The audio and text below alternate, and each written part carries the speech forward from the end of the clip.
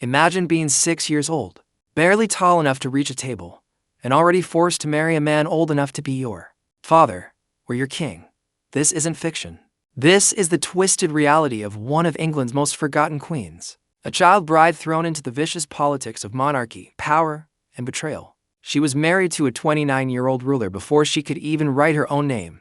And the worst part, history erased her. No fairy tale, no grand coronation, just shadows, scandal, and a silent cry buried beneath royal lies. Who was this girl? Why? Did no one save her? And how did her short, tragic life change the course of England's throne forever? This is not the queen you learn about in school. This is the story they didn't want you to know. Let's begin.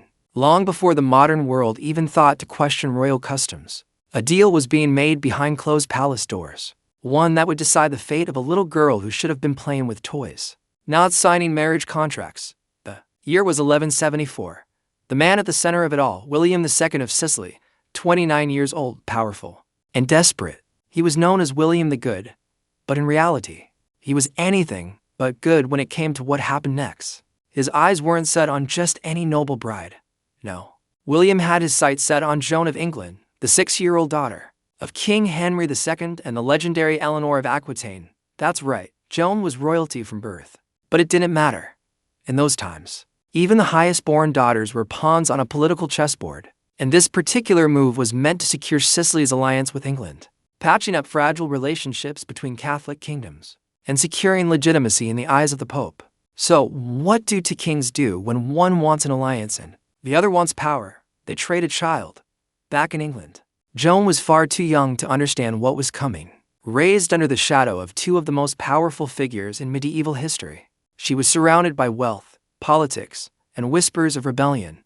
Her mother, Eleanor of Aquitaine, was already considered one of the most formidable women of the age, a queen who had ruled both France and England, known for her fierce intellect and unshakable will. But even Eleanor could not stop the wheels of power from turning, because by the time Joan turned 7, she was already on a ship bound for Palermo, Sicily, with a retinue of knights, ladies-in-waiting, and scribes. It was more than just a royal departure. It was a funeral march for her childhood. When she arrived, Joan was greeted not by a playmate or even a gentle introduction to court life, but by William II himself, the man who would soon be her husband. She was still a child. He was a grown man with a beard and a kingdom. And yet, on February 13th, 1177, they were married. Let that sink in. A 6-year-old married off to a 29-year-old monarch, under the guise of diplomacy and honor. And the world didn't blink. Now, historians are quick to say, well, the marriage wasn't consummated until later. But let's be honest, that doesn't erase the horror.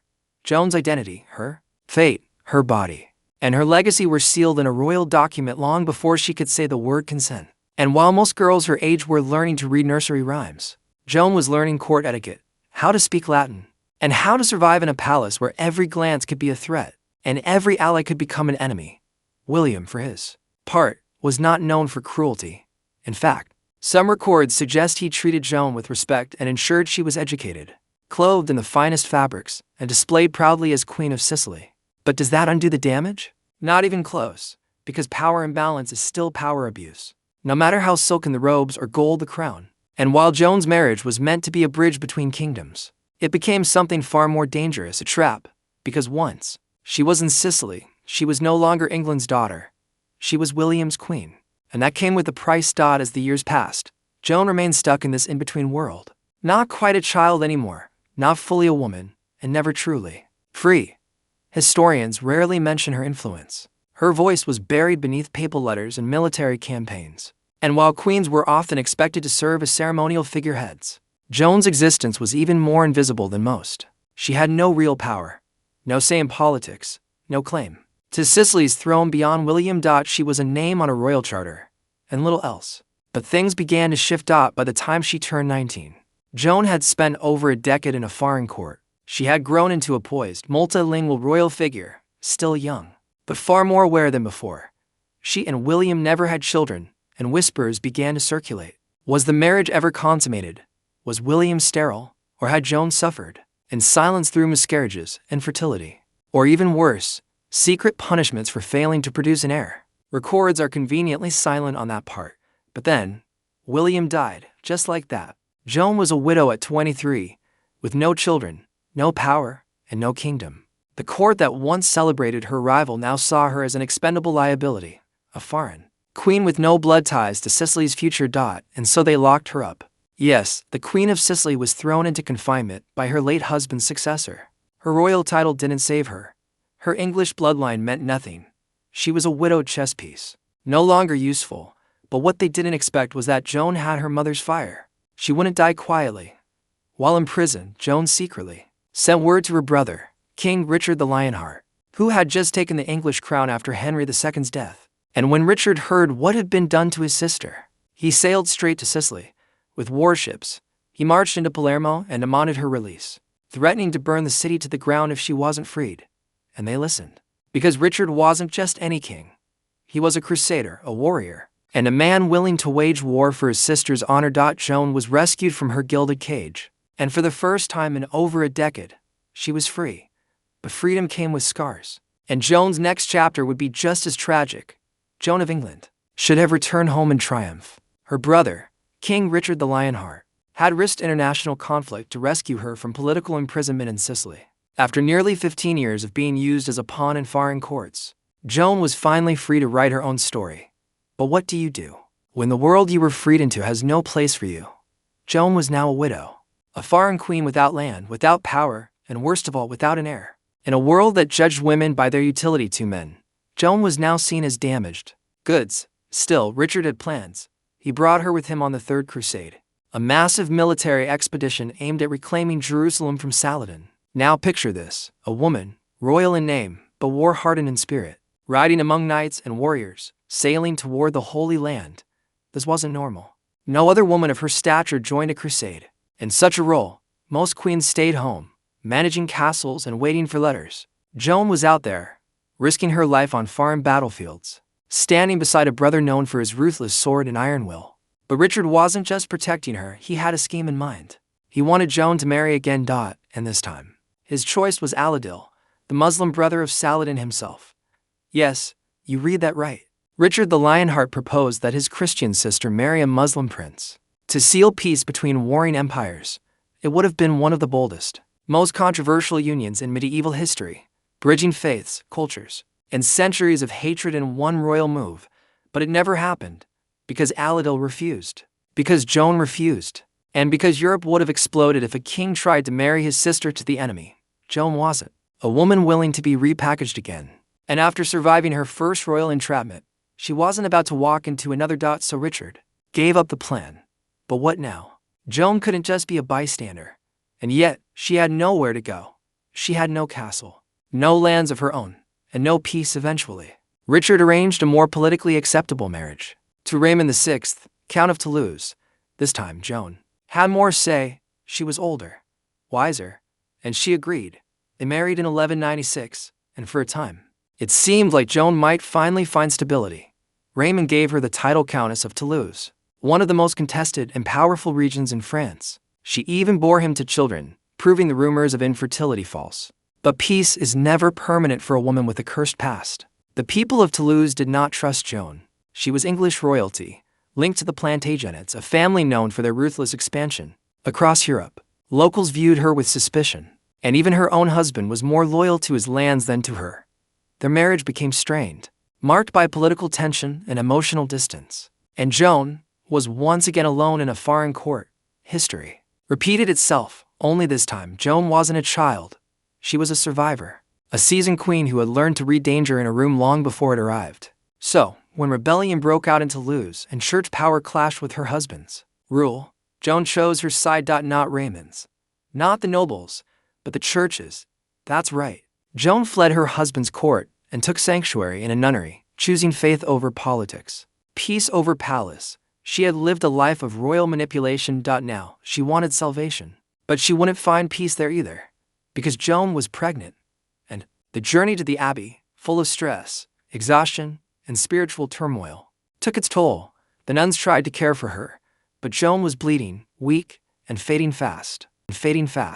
She gave birth in agony. And she died shortly after, at just 33 years old. No royal procession, no palace mourning, no gilded memorial. Joan, daughter of King Henry II, sister of Richard the Lionheart, widow of the King of Sicily, Countess of Toulouse, died in a quiet religious cell, surrounded not by courtiers, but by nuns and shadows. Her newborn baby. He died too.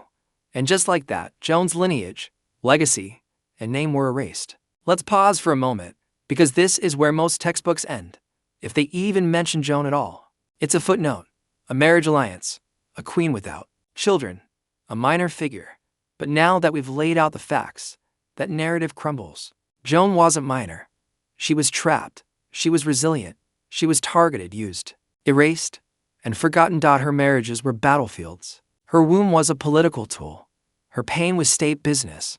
And her silence, it was forced. Joan's life tells a much bigger truth about how royal women, especially child brides, were treated as assets, not human beings. They weren't asked, they were taken. Joan's voice was crushed under the weight of male ambition, from her father, to her husband, to the church, and even her own brother. And yet, she survived longer than most ever thought she would. But we're not done, because even in death, the church, the very place she fled to, didn't protect her memory. Her grave was unmarked, tucked away in Fontevraud Abbey, barely acknowledged. Other royals had shrines, statues, portraits. Joan, a whisper in the stones. That is the real tragedy of Joan of England. She was born into the highest circles of power, and yet she died in obscurity, remembered by no one, mourned by few, except, now, by us. So what happens to a queen whose life was written by men, and then deleted by them? For Joan of England, the answer lies in stone, silence, and selective memory. After her death in 1199, her name was scarcely mentioned in chronicles. She had held titles across kingdoms: Princess of England, Queen of Sicily, Countess of Toulouse. And yet, history discarded her like a broken pawn in a game of kings. Why? Because Joan didn't die a legend. She didn't leave behind an empire, a famous speech, or even an heir who could carry her legacy forward. All she left was a story nobody wanted to tell. You see, history loves queens who play by the rules. The loyal wives, the powerful mothers, the cunning schemers. But a child queen who resisted alliances, spoke out against power, and found shelter in a convent. That didn't fit the royal mold. Even her own family contributed to her erasure. When King John, her youngest brother, rose to the throne, he made no effort to honor Joan. No monuments, no political reference, no royal acknowledgement. He had a kingdom to maintain, and Joan's memory didn't serve him. In fact, it was dangerous. Because Joan's life, if told truthfully, was a mirror to the abuse of royal women. A reminder that the Plantagenets, for all their glory, traded daughters like horses, used them as shields and deals, then tossed them aside when they broke. Her death in Fontevraud Abbey should have been a sacred royal moment, but it wasn't. She was buried quietly, near her mother, Queen Eleanor of Aquitaine, another woman who defied the male-dominated world she lived in. But unlike Eleanor, Joan left behind no letters, no political triumphs, and no famous lovers to keep her story alive. Just pain. Now, let's rewind the clock again. Not to the war or the marriages, but to Joan at 6 years old, being led down a church aisle toward a 29-year-old man she had never met. That image alone tells you everything you need to know. She didn't choose her life. It was chosen for her. And each chapter was written in someone else's ink. Her wedding vows, spoken by proxy. Her body, used for royal legitimacy. Her womb, a battlefield for male legacy. Her silence, expected, demanded, and forced. But despite all of this, Joan lived. She adapted. She endured. And in the brief moments where she could speak for herself in Toulouse, on the crusade, in that nunnery, she chose dignity. She chose her own peace. And that's what makes her story so haunting and so important, because Joan was not the only child queen forced into this nightmare. She was just one of the few who survived long enough to even leave behind a thread of a story. Let's talk about the bigger picture for a moment. Throughout medieval Europe, young girls were treated like royal currency. They were sent away at 5, 6, 7 years old to marry kings decades older than them. And when they died in childbirth, in exile, in obscurity, their names were replaced with the next alliance. Joan's tragedy was systemic. It wasn't just her. It was the system that made her expendable. So what do we do now, in 2025? When we look back on women like Joan, we tell their stories, raw, unfiltered, and without the royal gloss. We say their names out loud. We refuse to let them be just footnotes and shadows in a man's tale. Because the truth is this: Joan of England wasn't forgotten by accident. She was erased on purpose. And now, we bring her back. But there's one last twist. In 2002, During a restoration project at Fontevraud Abbey, historians discovered that Joan's burial site had been tampered with. Her remains, like those of many medieval royals, had been moved, mixed, and lost over the centuries. No royal resting place, no identified bones, no closure. Even in death, she was displaced. Her legacy was physically shattered, bones scattered, tomb desecrated, name misplaced. And yet, in that very moment of rediscovery, something powerful happened. Researchers, for the first time in 800 years, began talking about her again. Her story resurfaced in academic circles. Writers began re-examining her timeline. Artists painted her face. Documentarians whispered her name. It wasn't fame. It wasn't power.